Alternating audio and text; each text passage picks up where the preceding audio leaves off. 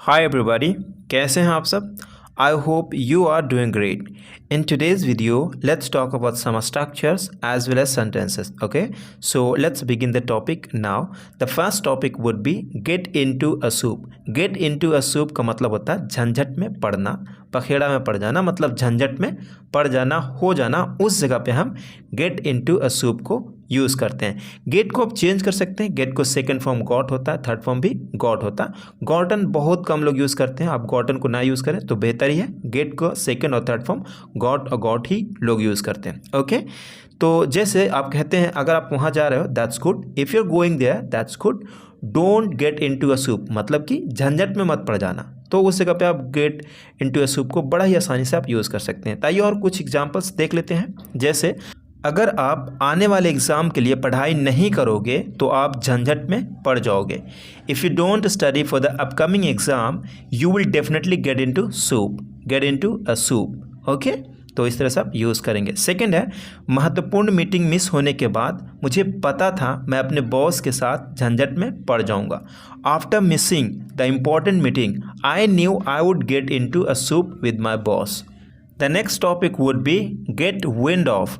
Gate wind of का मतलब होता है रहस्य का पता लगाना। ओके, कोई भी रहस्य है, कोई भी चीज़ें ऐसी है जो अभी सीक्रेट था लेकिन उससे क्या किया आपने पता लगा लिया, तो आप कह सकते हैं रहस्य का मैंने जो चीज़ें था पता लगा लिया। तो उस जगह पे आप गेट विंड ऑफ को यूज़ कर सकते हैं। जैसे किसी ने उसके सीक्रेट इन्वेंशन पता लगा लिया था, जो सीक्रेट इन्वेंशन था किसी ने उसे पता लगा लिया था, तो कह सकता है someone had got wind of his secret invention.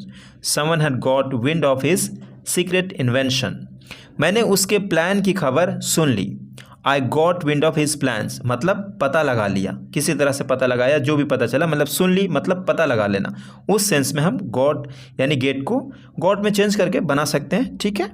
Third है यहाँ पे किसी ने बिना इजाज़त के हमारी बातें सुन ली, मतलब हमने इजाज़त नहीं दी लेकिन चुपके सुन रहा, यानी जो मेरा रहस्य था, कुछ भी सीक्रेट था, उसने पता कर लिया, पता लगा लिया, तो कह सकता है वो भी someone got wind of our conversation without permission.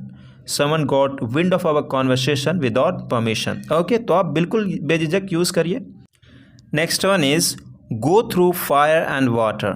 Go through fire and water इसका मतलब होता है कोई भी खतरा मोड़ लेना। मतलब क्या होता है कि डिफ़िकल्ट सिचुएशन जितना भी हो लेकिन उससे आप मतलब चीज़ें एक्वायर करते हो और आगे बढ़ने की कोशिश करते हो, तो उस जगह पे मतलब कोई भी खतरा मोड़ लेने के लिए आप रेडी रहते हो, तो हम उस जगह पे गो थ्रू फायर एंड वाटर को यूज़ करते हैं। जैसे वह अपनी फैमिली को प्रोटेक्ट करने के लिए कोई भी खतरा मोड़ लेने के लिए इच्छुक थी, मतलब कोई भी खतरा हो चाहती मतलब इच्छुक थी। ओके, एक विलिंग टू का यूज़ होता है, मुझे जाने का वहाँ चाहत है, इच्छा है, तो मैं कह सकता हूँ I am willing to go, उसे वहाँ जाने की चाहत है, इच्छा है, she is willing to go, इस तरह से विलिंग टू का यूज़ किया जाता है। ओके, तो आइए इसका एग्जाम्पल्स देख लेते हैं। यहाँ पे she was willing to go through fire and water to protect her family. मुश्किल के बावजूद वे अपने सपनों को हासिल करने के लिए खतरे से गुजरी, मतलब जो भी खतरा था उसने लिया और आगे बढ़ने की कोशिश की और बढ़ी। Despite the obstacles she went through fire and water to achieve their dreams. Next one is hard up. Hard up का मतलब होता है रुपयों की तंगी होना। अगर किसी के पास रुपयों की तंगी है उस जगह पे आप हार्ड अप को यूज़ कर सकते हैं। ओके, बड़ा ही सिंपल है। तो आइए इसका कुछ एग्जाम्पल्स देखते हैं। हद से ज़्यादा पैसों की तंगी होने के बावजूद हम कल सिनेमा के लिए चले गए थे। तो मैं कह सकता हूँ despite being too hard up, हद से ज़्यादा तंगी होने के बावजूद, right, we went to cinema yesterday मतलब सिनेमा हॉल चले गए थे। उसे उसकी बिजनेस में सफलता नहीं मिल रही है, उसे पैसों की दिक्कत है। उसे उसकी बिज़नेस में सफलता नहीं मिल रही है, उसे पैसों की दिक्कत है, मतलब तंगी हस्ती है, तंगी है। He is not finding success in his business right now, कह सकते हैं right now. He is hard up मतलब उसे पैसे की तंगी है। Next one is overall. Overall का मतलब होता है कुल मिलाकर। ओवरऑल कुल मिलाकर, पहले आप ओवरऑल लगाएंगे उसके बाद जो भी सेंटेंस रखना चाहते हैं रख सकते हैं। जैसे कुल मिलाकर यह एक अच्छा अनुभव था। Overall it was a good experience. कुल मिलाकर मुझे लगता है कि वह एक अच्छा इंसान है। Overall I think he is a good person. Overall I think he is a good person. कुल मिलाकर यह परियोजना सफल रही, मतलब project. Overall the project was a success. कुल मिलाकर मुझे लगता है कि हमने सही निर्णय लिया। Overall I think we made the right decision. कुल मिलाकर मैं अपनी नई नौकरी से खुश हूँ। Overall I am happy with my new job. Next one is in all.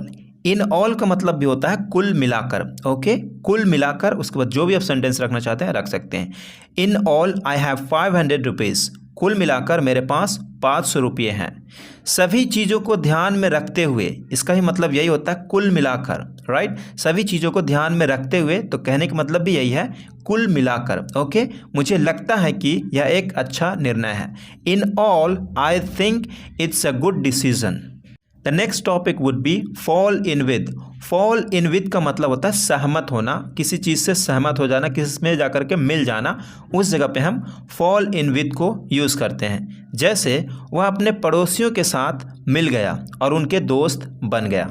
He fell in with his neighbours and became their friend. Fall को आप चेंज कर सकते हैं टेंस और सब्जेक्ट के हिसाब से। ओके, नेक्स्ट सेंटेंस है वह अपने सहकर्मियों के साथ मिल गई और उसके साथ अच्छा समय बिताने लगी। She fail in with her colleagues and started having a good time with them. The next topic would be gate ahead of. Gate ahead of का मतलब होता है आगे निकलना। ओके, तो उस जगह पे आप गेट अहेड को यूज़ करेंगे। गेट को आप चेंज करेंगे टेंस और सब्जेक्ट के हिसाब से। ओके, जैसे आगे बढ़ने के लिए आपको कड़ी मेहनत करनी होगी। टू गेट अहेड मतलब आगे निकलने के लिए, आगे बढ़ने के लिए। To get ahead you will have to work hard. तुम्हें या आपको कड़ी मेहनत करनी होगी। ओके, वह अपने प्रोजेक्ट पर आगे बढ़ना चाहता था। He wanted to get ahead on his project. हमें अपने कॉम्पिटिटर्स से आगे बढ़ने की ज़रूरत है। We need to get ahead of our competitors. The next topic would be family likeness. Family likeness का मतलब होता है पारिवारिक समानता। ओके, पारिवारिक समानता जो मतलब रिलेटेड होता है, जो अपने जो परिवार में मतलब रिलेटेड एक दूसरे से होते हैं, तो कहते हैं ना यह फैमिली लाइकनेस है, मतलब पारिवारिक समानता है। ओके, जैसे उनके चेहरे मतलब कई सारे लोग हैं, तो उनके चेहरे पर एक पारिवारिक समानता है। There is a family likeness in their faces. मेरे सभी भाइयों बहनों में पारिवारिक समानता है। All of my siblings have a family likeness. उनकी तस्वीरों में पारिवारिक समानता स्पष्ट है। The family likeness is clear in their photographs. The next topic would be fair weather friend. Fair weather friend का मतलब होता है सुख के साथी, मतलब मुसीबत में भाग जाने वाला। कुछ ऐसे भी दोस्त होते हैं जो मुसीबत में भाग जाते हैं, काम नहीं आते हैं, तो उसे हम कहते हैं फेयर वेदर फ्रेंड, मतलब सुख के साथी। जब हमारे पास सुखी है, जब हम ठीक हैं तो हमारे साथ होते हैं, लेकिन जैसे हम दुख में होते हैं तो भाग जाते हैं, तो उसे हम कहते हैं फेयर वेदर फ्रेंड। ओके, तो आइए कुछ एग्जाम्पल्स देखते हैं। वो एक स्वार्थी मित्र है जो केवल अच्छे दिनों में साथ देता है। He is a fair weather friend who is only around when things are going well. Okay, आप इस तरह से भी कह सकते हैं तुम एक खुश के साथी हो, तो कह सकते हैं you are a fair weather friend. Okay, आ लगा करके मतलब एक और उसके बाद आप जोड़ सकते हैं। सिंपल में भी यूज़ कर सकते हैं आप, आपकी मर्जी। मुसीबत के समय मेरे सभी स्वार्थी मित्र गायब हो गए।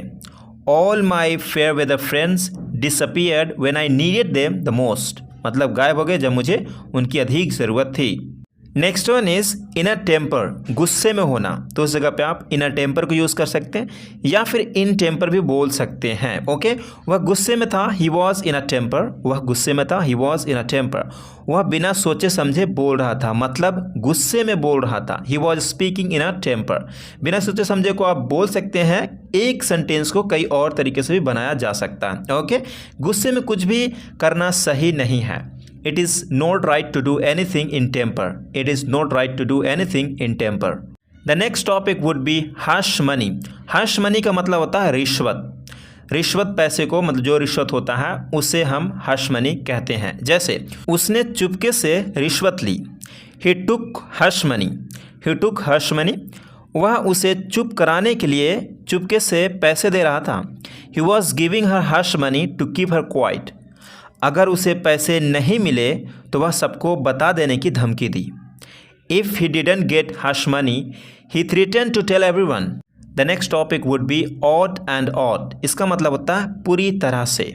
ओके, पूरी तरह से, उस जगह पे आप odd and odd को यूज़ कर सकते हैं। यह एक पूरी तरह से असफल प्लान है। This is an odd and odd failed plan.